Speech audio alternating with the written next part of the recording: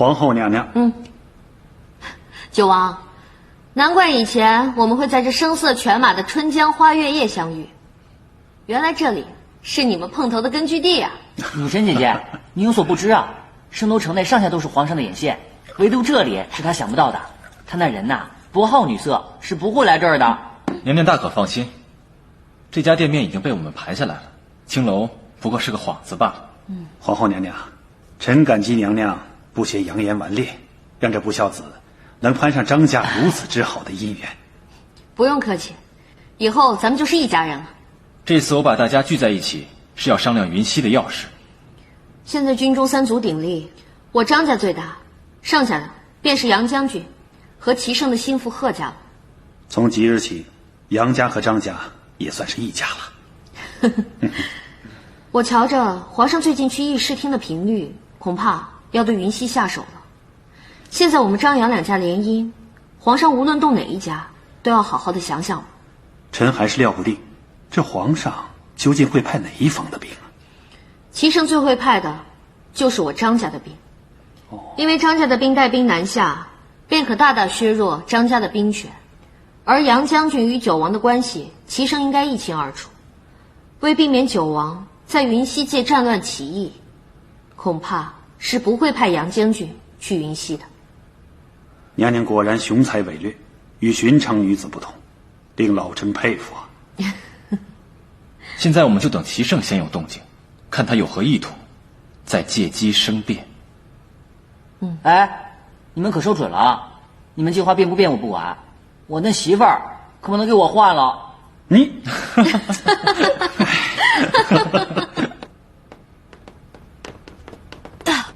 好巧啊，老地方又见面了。有事？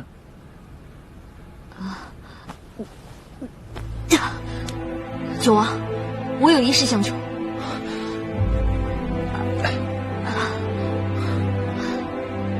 你这是作何呀？本来你我二人结盟是为了自保，现在多出一个孩子来，恐怕咱们心里都不踏实吧。为何说出这等话？我肚子里的孩子一天天长大，我对他有了感情，不得不为了他感到担心。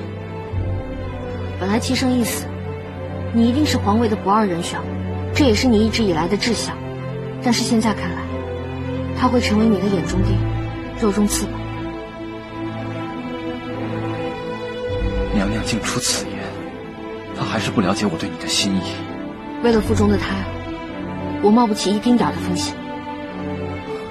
如何才会让你放宽心？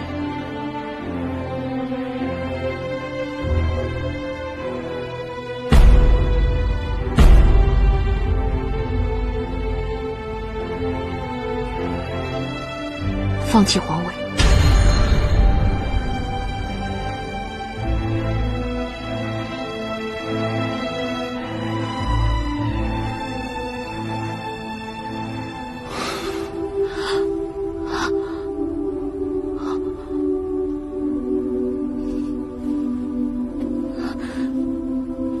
我知道我的要求是过分了些，但是为了孩子，我管不了那么多了。不管我是当爹还是当妈，我都要为他负责任。他如果死了，我也不想活了。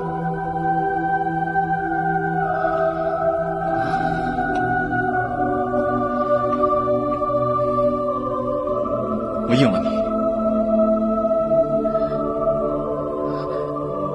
此话当真？我做此牺牲，只希望你永不负我。